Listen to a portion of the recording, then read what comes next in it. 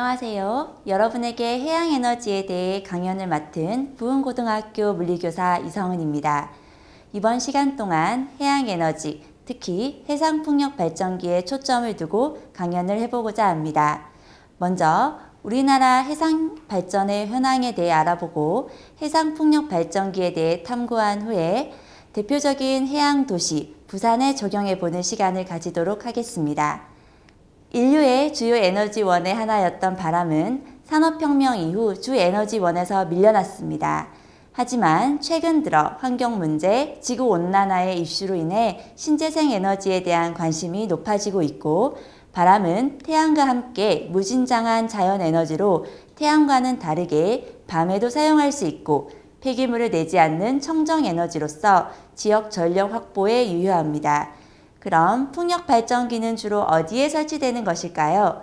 당연히 바람이 강하게 지속적으로 부는 곳이 유리하겠지요.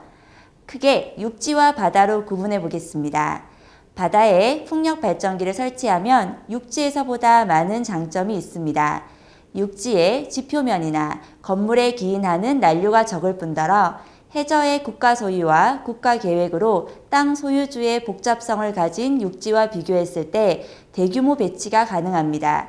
즉, 안정한 높은 풍속을 얻을 수 있는 수백 메가와트 규모의 대형 풍력 발전 단지를 넓게 설치할 수 있고 소음에 의한 염려가 적은 장점이 있습니다.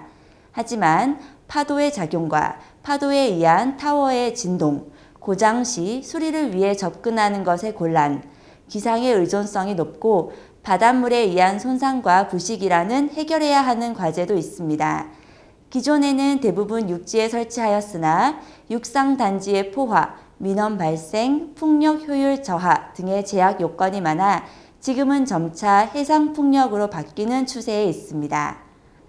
그럼 우리나라에는 풍력 발전기가 어디에 많이 설치되어 있을까요?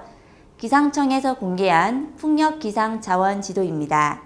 평균 풍속이 높은 지역이 어디인가요? 네, 바다가 육지보다 더 큰 것이 색으로 구분됩니다. 기상청에서 공개한 또 다른 풍력 자원 지도와 한국풍력산업협회에서 공개한 국내 풍력 발전 현황을 비교해 보면 평균 풍속이 높은 지역에 풍력 발전 단지가 대량 분포해 있고 이 지역은 해안가임이 한눈에 드러납니다. 이렇게 바다에 많이 설치된 해상풍력 발전기의 과학에 대해 좀 더 살펴보겠습니다. 풍력 발전기가 전기를 만드는 원리는 무엇일까요? 네, 여기 검유계, 코일, 그리고 막대 자석이 있습니다. 네, 자석을 코일에 가까이 가져가면 검유계의 눈금에 어떤 변화가 일어나는지 관찰해 봅시다. 가까이 가져갈 때 검유계의 눈금이 마치 자석을 연결한 것처럼 전류가 흐르게 됩니다. 이번에는 자석의 속력을 좀 더 빠르게 해볼까요? 느리게 할 때 검유계의 눈금과 빠르게 할 때 검유계의 눈금을 비교했을 때 자석의 속력이 빠르면 더 많은 전류가 흐르게 되는군요.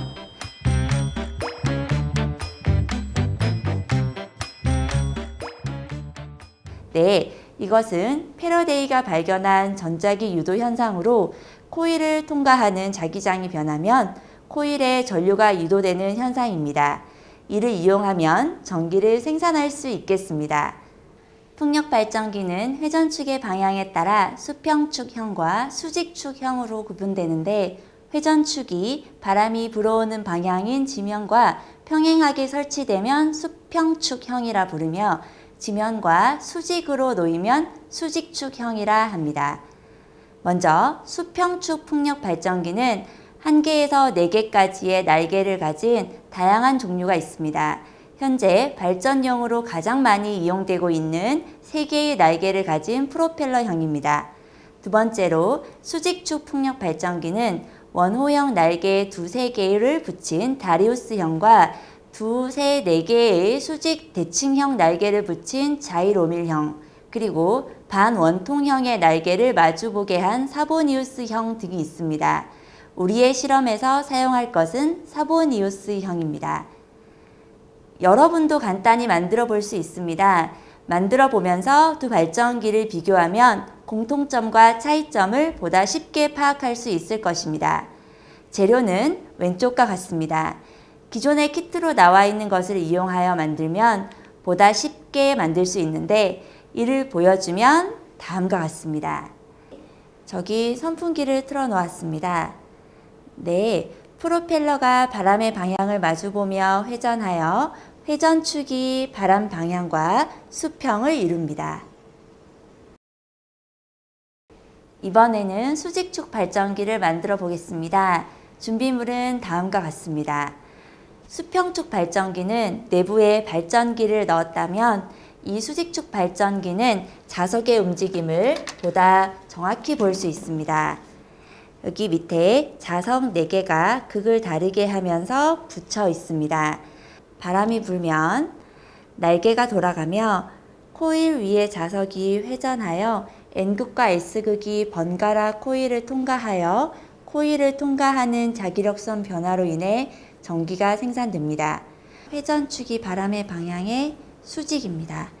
회전 속도가 빠를수록 코일을 통과하는 자기력선의 변화가 커서 더 큰 전압이 출력되겠지요. 자, 이렇게 두 종류의 발전기를 만들어 보았다면 이를 이용하여 나만의 풍력 발전기를 설계해 보는 것이 어떨까요? 여러분이 설계한 풍력 발전기의 원리를 과학적으로 설명해 보고 여러분의 풍력 발전기가 가진 장점도 자랑해 봅시다. 네, 이것은 선생님이 학생과 함께 생각했던 풍력 발전기인데요. 한 학생이 바람을 모아서 풍속을 더 빨라지게 하여 프로펠러를 회전시키는 아이디어를 생각해서 먼저 그림을 그려보았습니다. 바람이 빠져나가는 쪽은 뾰족하게 하여 바람의 방향을 따라 자연스럽게 마주볼 수 있게 베어링이 이동할 수 있도록 제안했습니다. 요즘은 3D 프린터가 학교에 많이 보급되어 있으니 자신의 생각을 모델링해서 여러분들도 보다 쉽게 구현해 볼 수 있을 듯합니다. 그런데 풍력 발전기는 사진처럼 여러 개를 배치하여 단지로 조성합니다. 배치는 어떻게 결정되는 것일까요? 동일한 공간에 같은 개수를 가장 효율적으로 배치하는 방법은 무엇일까요? 여러분의 생각을 그림으로 표현해보고 그렇게 제안한 이유를 정리해보세요. 그럼 여러분과 여러분의 친구들이 함께 만든 풍력 발전기를 이용하여 제안한 내용을 실험을 통해 검증해 보세요. 선생님은 이렇게 2열로 배치하여 앞열의 사이사이에 뒷열의 발전기를 배치하는 방법과 대각선으로 일직선으로 쭉 나열하는 등의 방법을 제안했습니다. 궁금한 게 못 이겨 이렇게 실험을 진행한 모습입니다.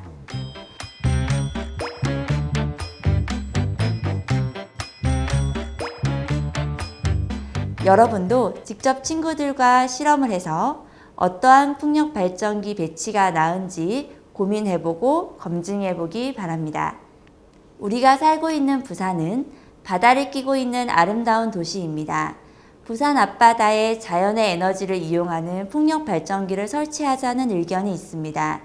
부산에 해상 풍력 발전기를 만든다면 어떠한 조건이 필요할까요?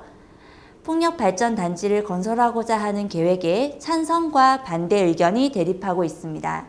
설치할 경우 탄소 저감 효과가 동백섬의 300배, 여의도의 15배 규모의 30년생 소나무를 빼곡히 채운 것과 같다고 주장하는 찬성의 입장과 여름철 태풍의 길목에 위치해 있기에 초강력 태풍으로 인한 파손 및 항해 안전의 위협, 아름다운 관광 자연인 경관이 훼손된다는 우려 등을 제기하는 반대 입장이 있습니다.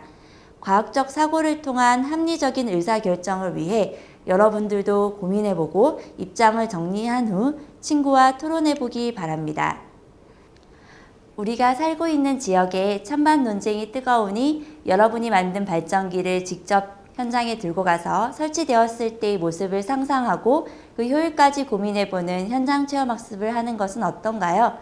바다에 설치된 모습을 상상하기 위해 선생님은 난간에 설치해놓고 촬영을 해보았습니다.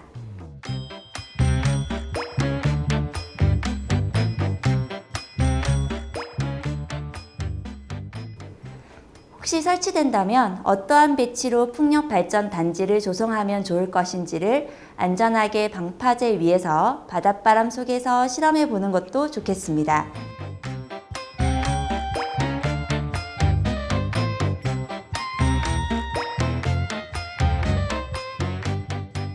이상 해상풍력 발전에 대한 이야기를 마치겠습니다. 감사합니다.